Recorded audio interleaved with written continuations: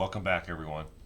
So, today we're going to be taking a look at a cold case out of Orange County, California, that was finally solved since 1968. This case was just finally somewhat concluded as of yesterday, July of 2020. Thank you for joining me today.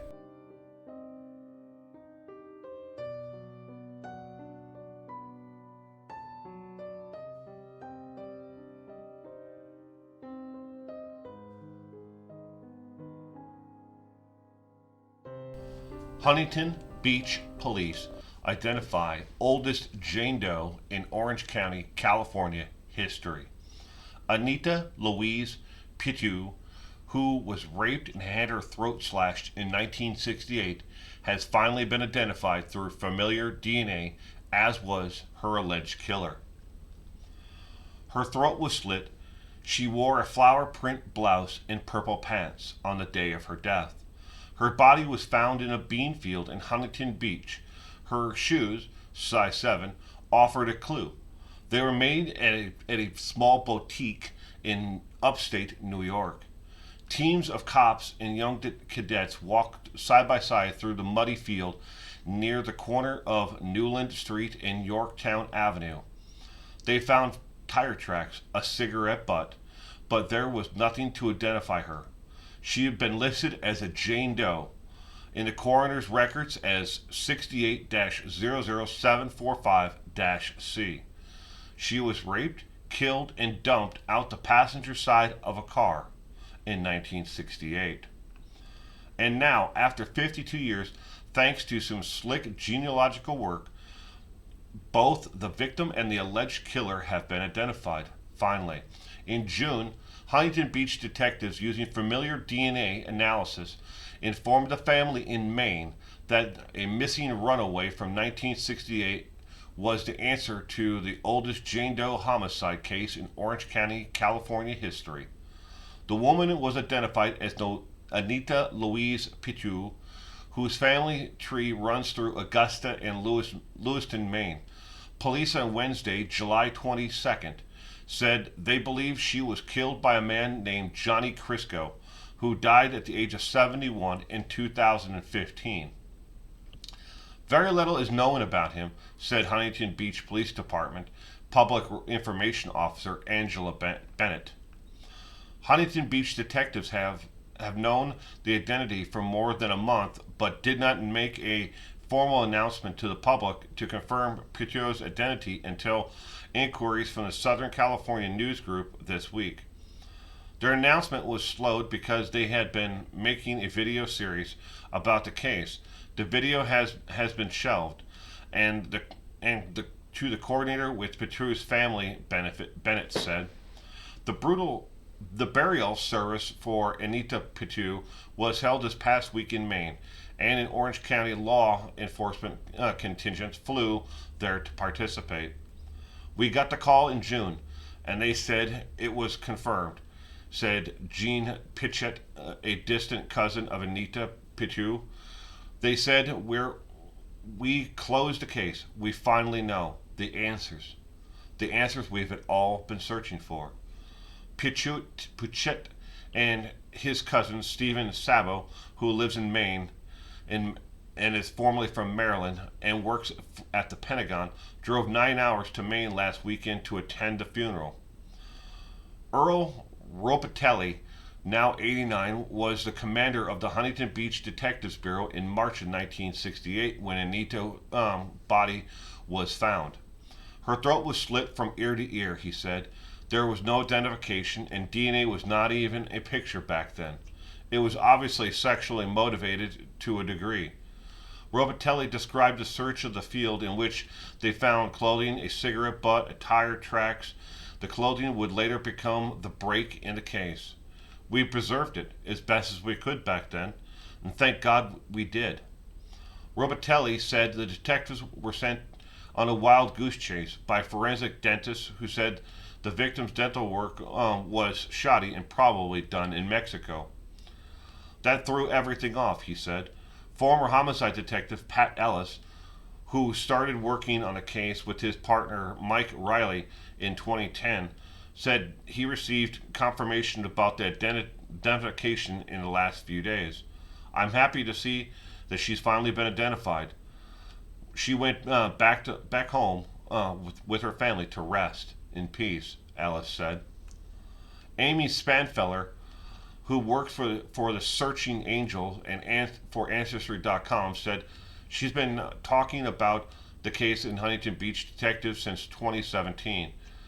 She has a missing relative named Emily Jordan, Roberta Jordan. She said she identified through the Orange County Jane Doe might have been her relative. When she learned it wasn't her relative, she asked police to keep on searching.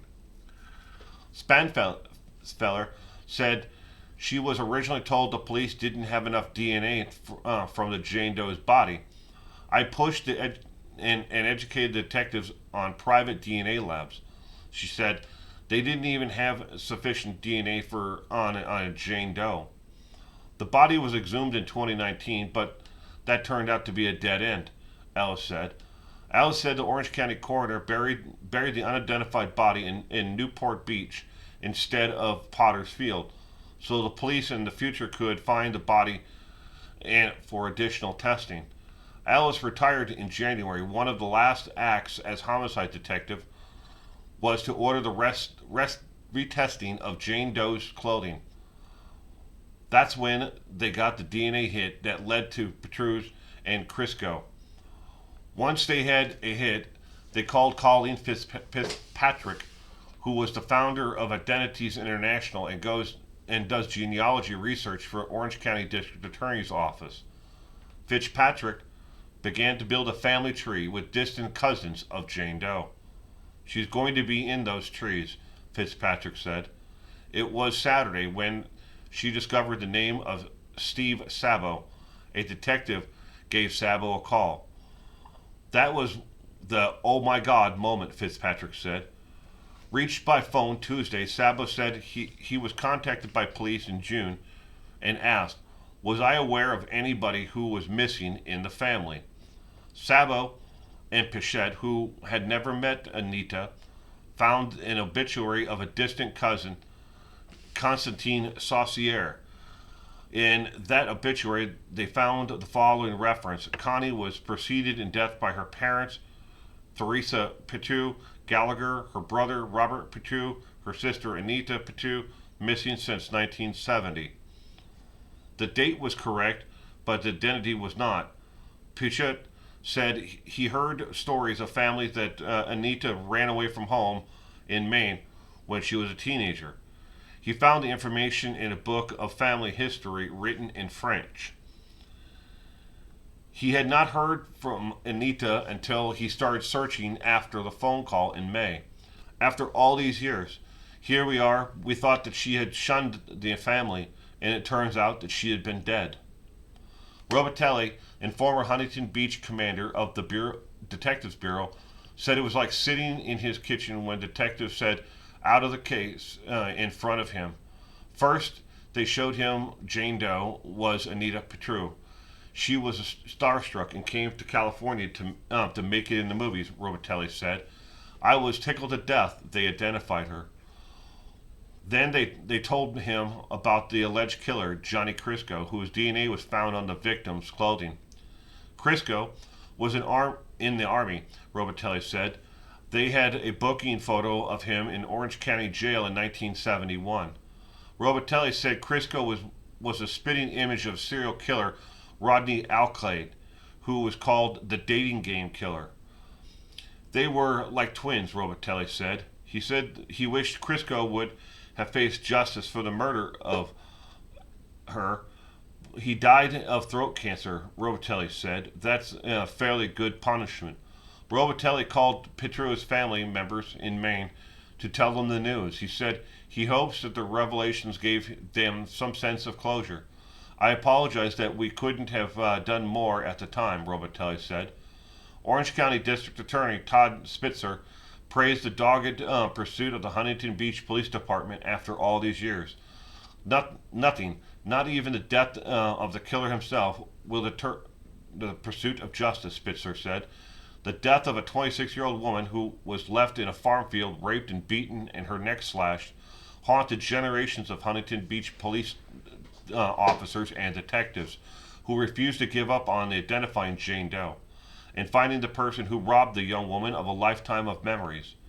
After more than 5 decades advanced in investigative genetic genealogy, did the old-fashioned police work police officer couldn't give Jane Doe a name and identify her killer. It is the technology that determined the final outcome of the Huntington Beach forensics case, and the forensic scientists and investigators who never gave up and finally were able to give Anita's family and bring closure to this entire thing. The death of Johnny Crisco prevented a full imposition of justice for Anita's murder, and that is the wound that will never heal. But it was the dogged pursuit of justice and ensured that it was not if, but when they would finally be able to tell Anita's family and loved ones who had killed her. Huntington Beach Police Chief Rob Handy said the work to find justice for Piteau showed the dedication of the police and the prosecutors. I am extremely grateful and proud to be of the extraordinary efforts and the activities of retired members of the Huntington Police Department who, after retirement, formed a cold case squad. The Orange County District Attorney's Office and their tireless pursuit of justice for Anita and her family, he said. The fact that they never stopped working this case for more than 5 decades is a tremendous testament to the two departments and our law enforcement professionals. There is nothing more to the victim and their family to know that law enforcement will never give up. Although the suspect was no longer alive and to face consequences, providing the family with the information of what happened to Anita and allowing them to properly lay her to rest is of tremendous importance. 5 decades.